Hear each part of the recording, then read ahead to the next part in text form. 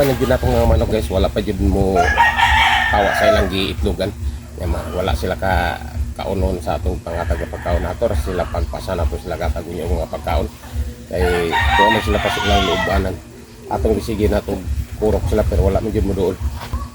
Kay wala mo kita kasayo tayo pagkaon kayo sa atong mga manok karon.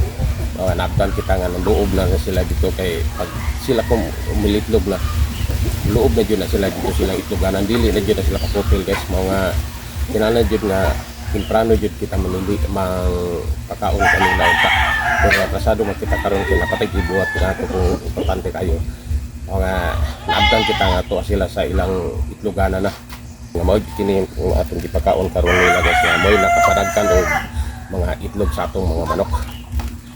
Ring siya rin sa una nga i-deliver feed sa atong gipakaon kanila. Tagyutay rin ang makuha na itong itlog matagadlaw. Pero pagkakaroon taon aloy sa Ginoo, iba na dyan ang atong mga itlog nga ma-harvest na itong tagadlaw.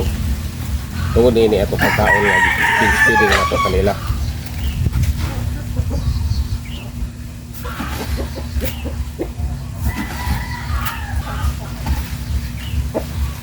O nga mas epektibo yung kini mga pagkaon na nato nga atong gipahatag karon kanila. Kay mo kini ang gipakaon jud sa mga white leghorn nga mga manok dito sa mga dagkong poultry. O mo kini ang magpakaitlog ra kanila.